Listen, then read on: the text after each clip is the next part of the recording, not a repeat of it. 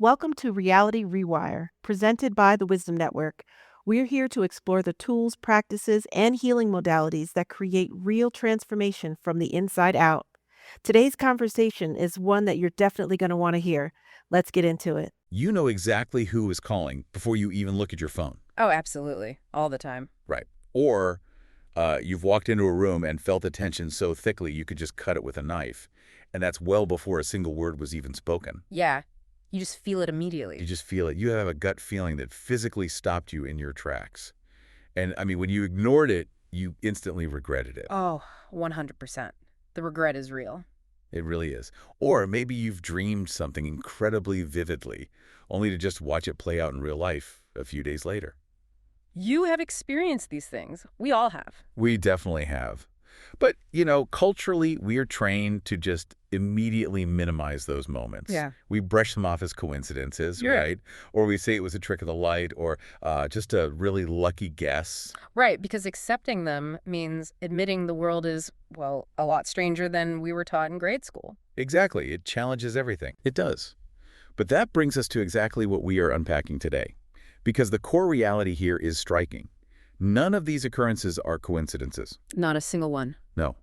What you are experiencing are literal, undeniable functional examples of natural psychic ability in action. Yeah, and we really need to emphasize that. We do. And just to be clear, we are not talking about the Hollywood neon sign fortune teller version here. Anyway, no crystal balls required. Exactly. We are talking about a quiet, ordinary, always available navigation system that is literally built right into the architecture of your consciousness. It's your native hardware. Yes. So today, we are going to break down exactly how these channels work biologically and energetically.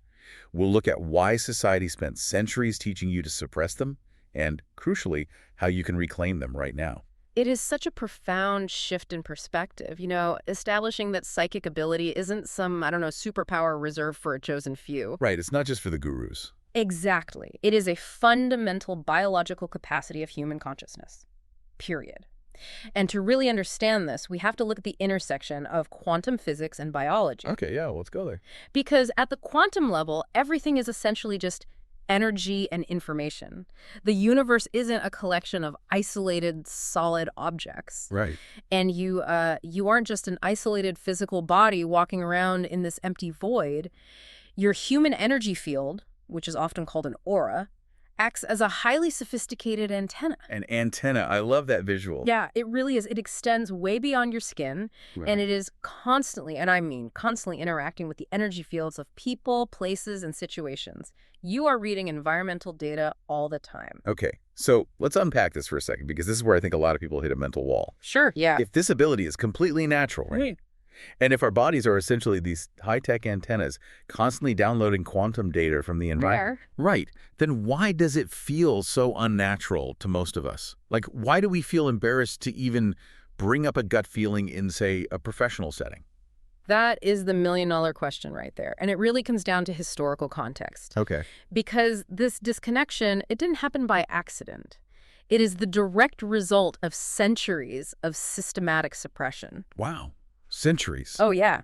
Historically, the dominant institutions in the Western world, so we're talking both religious and eventually scientific institutions, they branded this kind of perception as either incredibly dangerous or completely delusional. Right. There was no middle ground. Exactly. People who displayed natural intuitive gifts, people who could just access information outside of ordinary physical channels, they were severely punished. I mean, look at the witch trials. Yeah. That wasn't just folklore. It was a very real, very violent mechanism of control. Wait, hold on. I'm totally with you on the idea that society prefers conformity. But I mean, the witch trials were hundreds of years ago. They were. So I understand how that suppressed people back then, obviously. But how does a historical event in the 1600s actually block my gut feeling today? That is a great pushback. It really comes down to collective cultural conditioning and, honestly, epigenetic trauma. Epigenetic trauma. So it's passed down physically. Yes, Yeah. exactly. The terror of persecution wasn't just experienced and then forgotten by the next generation. It shaped the literal rules of survival for hundreds of years. The cultural narrative became this very strict rule: do not show that you know things you shouldn't logically know, or you will be outcast, or worse, killed. Wow. That's intense. It is. That deep-seated fear was woven directly into the fabric of our social norms. Parents explicitly taught their children to hide these traits just to keep them safe. So it became a cultural survival mechanism, like keep your head down, ignore the invisible data, blend in. Precisely. And then following all that religious suppression, we saw the rise of strict scientific materialism during the Enlightenment. Right, the whole I think, therefore I am era. Exactly. This was a movement that firmly established the idea that only physically measurable things are real. If you can't weigh it, it doesn't exist. Exactly. If you couldn't put it in a beaker, weigh it, or measure it with a ruler, it was deemed a fantasy. So imagine a child who naturally perceives an aura around their mother, or who simply knows, undeniably, that their grandfather is going to pass away right before the phone rings. Yeah, that happens so often. It really does. But instead of being validated, that child is routinely told by authority figures that they just have an overactive imagination, or, worse, that something is fundamentally wrong with them. Man, it is just devastating when you frame it that way. It's like being born with a top-tier GPS system installed directly into your brain's hardware. Yes. But centuries of culture, science, and religion have essentially acted as this terrible software update, convincing you that the GPS is actually malicious malware. That is such a brilliant analogy. Right. So what do you do to survive? You force close the app every single time it opens. Yeah. You just learn to actively ignore the turn-by-turn directions. You force close it because society tells you it's a glitch. And what's fascinating here is how this exact dynamic still plays out in modern cultural ridicule. Oh, totally. Like the adult who alters their travel plans because of a sudden premonition is instantly labeled superstitious. Right. Or the highly perceptive employee who just feels that a corporate merger is going south way before the paperwork is signed, they're told they are overthinking. Or being negative. Yes, and this constant friction leads adults to bury their abilities under thick layers of internalized skepticism. We basically become masters at finding logical excuses for the non-ordinary information we receive. But the app is still running in the background, right? It's still drawing battery power, still picking up a signal. Absolutely. It never turns off. So to stop force closing it, we really have to understand how the data is actually arriving. And I know we can get deep into chakras and energetic senses, which can sound a bit abstract for some. Yeah, true. So let's break down the actual mechanics of the 4 primary channels of psychic perception, what are known as the 4 clairs. How does the physical body actually translate all this invisible data? Right. Let's bridge that gap between the energetic and the physical, because it's a very real biological process. The human body has to translate quantum information into a format your conscious brain can actually understand. Makes sense. And it does this through distinct energetic centers, or chakras, which correlate directly to major nerve plexuses and endocrine glands in the physical body. So there's a physical anchor for it. Exactly. Now, most people have 1 or 2 dominant channels for receiving this translation. The first one is clairvoyance, which literally means clear seeing.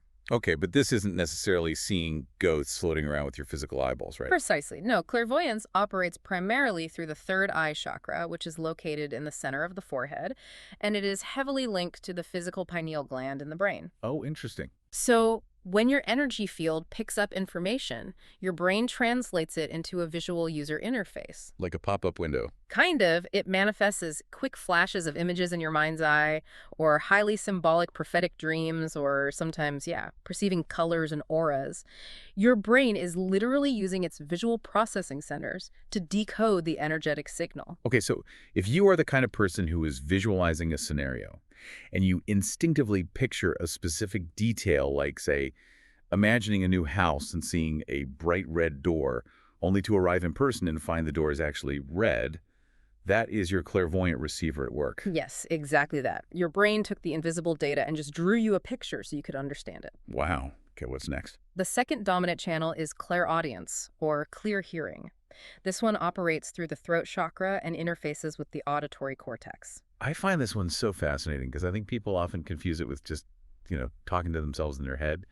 But there's a key difference. A massive difference. It's that undeniable reality of a perfectly timed song delivering an exact message you needed, or an inner voice that sounds completely distinct from your regular stream of thought. Yes, that distinction is crucial. Your regular inner monologue has an emotional charge to it, It debates, it worries, it rationalizes constantly. Oh, mine definitely does. Right. But Clairaudient data doesn't debate. It often arrives as a completely neutral, clear phrase, or even just a single word that simply pops into your awareness. So it's not arguing with you. Not at all. It is literally your brain taking an energetic frequency and assigning it a linguistic value. It's like a radio tuner finally locking onto a station, and suddenly, out of all that static, a clear, distinct voice speaks. That is so cool. Okay, here's where it gets really interesting to me. The third channel is clairsentience, or clear feeling. Yes, the big one for a lot of people. And this connects directly to the solar plexus, right? Yeah. What science often calls the gut brain. And I want to link this directly to the concept of the highly sensitive person, or HSP. Because how does the gut actually process quantum data? Well, if we cut this to the bigger physical picture, the enteric nervous system in your gut contains over 100 million neurons. 100 million. Yes, it is incredibly complex. Clairsentience is the ability to receive psychic information through literal, tangible, physical, and emotional sensation. Okay. The data travels through the vagus nerve directly from the gut to the brain. You don't just psychologically empathize with someone, your body actually mimics their emotional or physical state. Oh, wow. So when mainstream culture labels someone a highly sensitive person and tells them, they feel too much or they get too easily drained in crowded places. Which happens constantly. Right. They are just being psychologically fragile. Not at all. If you are an HSP, you aren't weak. You are a highly developed clairsentient who is basically walking around with your energetic pores wide open. Just absorbing everything. Everything. Your nervous system is processing massive amounts of environmental data without a firewall. You are physically metabolizing the emotional exhaust of everyone in the room. No wonder it's so tiring. Exactly. It's exhausting because your physical body is doing the heavy lifting of processing all that invisible data. That reframes so much. Yeah. You aren't overly emotional. Your bioelectric antenna is just successfully reading the room at a quantum level, but you just haven't learned how to turn the volume down yet. Beautifully said. That's exactly it. Incredible. Okay, what about the fourth channel? The fourth is claircognizance, or clear knowing. Now, this operates through the crown chakra at the very top of the head, and it functions almost like a direct download. A download. So this is when you suddenly just know the answer to a complex situation without any logical steps to get there. Precisely. Like, there is no vision, there is no internal voice speaking to you, and your stomach feels totally fine. You just have this instant, undeniable download of pure information. Yes, the best analogy I found is downloading a zipped file on a computer. Oh, I like that. Right. The file arrives instantly, all at once. You have the entire package of information in a millisecond. But it might take your conscious mind hours to actually unzip the file and logically explain the contents to someone else. Right, because the logic hasn't caught up to the knowing. Exactly. Claircognizants arrive at highly accurate conclusions, but they often cannot explain their reasoning because there simply was no step-by-step process. They just access the information directly from the unified field. That is so powerful. Now, I think we should briefly mention that there are a few other slightly rarer channels too, right? Yes, absolutely. Like clairalience, which is clear suddenly smelling a deceased loved one's pipe tobacco in a completely empty room. Which is very common in grief, yes. Right. And clairgustance, which is clear tasting. Then there is psychometry, which is reading the energetic history stored in physical objects just by holding them. Yes, reading the residual energy. And of course, mediumship, perceiving non-physical beings. But regardless of what your dominant channel is, the next logical question is, how do you tune the dial? Right. How do we make it work for us? Yeah, because if we all have these receivers built in, why is mine just playing static half the time? Well, the most liberating concept here is the realization that psychic ability isn't blocked by a lack of inherent talent. Okay, that's a relief. Right. It is blocked by a poor signal-to-noise ratio. It is blocked by energetic congestion. Meaning there's just too much interference for the psychic signal to get through clearly. Exactly, which raises a really important question. What is creating all that static in your field? What's the main culprit? The primary culprit, without a doubt, is fear. Fear. Fear. The fear of what you might actually perceive, the fear of being judged by your peers, or even that lingering collective cultural trauma we discussed earlier. Because fear literally tightens you up. Yes, fear is a constrictive emotion. It physically tightens the nervous system and creates actual physical tension, whereas accurate psychic perception requires a state of relaxed openness. Okay, that makes sense. So when you add in chronically suppressed emotions, daily work stress, and all the energetic exhaust you absorb from other people on your commute or in the office, your baseline state just becomes overwhelming background noise. It's just static. Complete static. It is literally like trying to listen to someone whisper in a stadium full of screaming people. So we need actionable ways to clear the stadium. Yes, we do. And there is a really robust toolkit for energetic hygiene and strengthening these specific muscles that we need to share. Let's walk through them. Let's do it. First up is the Psychic Journal, but the rule here is very specific. This has to be done first thing in the morning. Why does the time of day matter so much? It has everything to do with your brainwave states. When you first wake up, you are lingering in the hypnagogic state, right? Yeah. You're drifting between theta and alpha brainwaves. You're still kind of half asleep. Exactly. And your prefrontal cortex, which is the analytical, polite, highly critical part of your brain, is still essentially offline. The inner critic hasn't had its coffee yet. Exactly. So if you keep a notebook right by your bed and write down whatever spontaneous impressions, images, or random words arise in those first 5 minutes, you completely bypass the inner skeptic. That's brilliant. You capture the raw quantum data before the societal software tries to force close the app. And over time, as you track the accuracy of these morning notes, you actually build a physical track record that proves to your logical mind that the perception is real. That makes total sense. You are basically sneaking past your own mental security system. Yes, you are. Okay, the second major tool is training yourself to trust first impressions. Why is speed so important here? Because of how fast energetic data actually travels, psychic information almost always arrives as the very first flash of insight. It happens instantly. Like a split second. Less than that. But a split second later, your analytical mind kicks in and says, well, that's probably just my imagination, or that doesn't make any logical sense. Right, we just talk ourselves out of it. Constantly. You have to practice honoring the immediate data. You literally have to catch yourself in the act of trying to logically dismantle your own intuition. I love that. Stop following your intuition with a bulleted list of reasons why it must be wrong. Exactly. Just let it be. Okay, next up is targeted meditation, which varies depending on your dominant clair. Right. It's all about tuning the specific receiver you rely on. If you want to develop clairvoyance, you focus your meditative attention on your third eye. You might visualize a blank screen right in the center of your forehead. Just waiting for the images. Yes. Now, if you are clairsentient and you want to manage that overwhelming physical input, you practice daily body scanning. Checking in with your own body. Exactly. You have to learn exactly what your own baseline physical energy feels like. Because if you know your baseline, you can immediately recognize when you've suddenly absorbed someone else's anxiety. Oh, that's huge. Like, wait, I wasn't anxious 5 minutes ago. This isn't mine. Exactly. You give it back. And for clairaudience or claircognizance, the practice is simply sitting in absolute silence, asking a very specific question like, what do I need to know about this new project? And then just listening without forcing an answer. But we know that none of these practices work optimally if your energetic field is severely congested. You have to actively practice clearing your energy first. Essential. Non-negotiable. Sound baths are highly recommended, specifically using singing bowls. Why is that? Because the acoustic vibration physically shakes the dense, stagnant energy out of your field. It's cymatics. Sound organizes matter. Wow. And then there's spending time in nature. But that isn't just, poetic feel-good advice. Not at all. It's a literal physical mechanism called earthing or grounding. Your body builds up an excess electrical charge from daily life and from processing other people's dense energy. We're basically carrying a static charge. Exactly. But the Earth itself has a negative surface charge. So when you physically connect with nature walking barefoot on grass or dirt, you are grounding your antenna. Literally grounding it. Literally, you are allowing the Earth to absorb and neutralize that excess energetic static, which leaves your field crystal clear to receive fresh data. Okay, so you do the journaling, you meditate, you ground yourself in nature. You are doing the solo work. Which is great. It is great.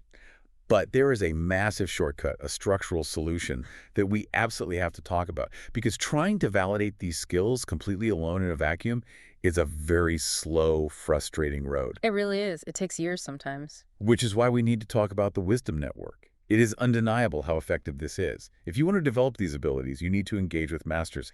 Why is using an established practitioner network like that so critical? It comes down to overcoming cognitive dissonance.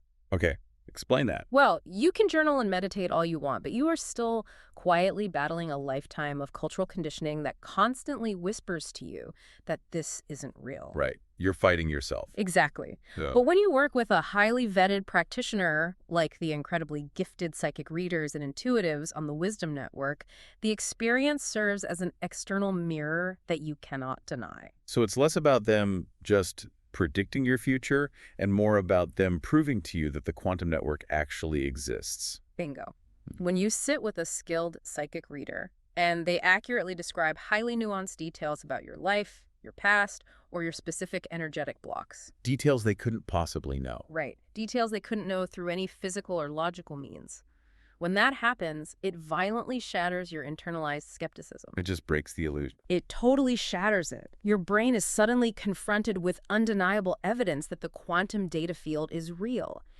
This completely bypasses all the cultural programming we spent the first half of the show discussing. It's a paradigm shift. It is. It opens a massive door in your own consciousness, finally validating the very perceptions you've been privately dismissing within yourself for years.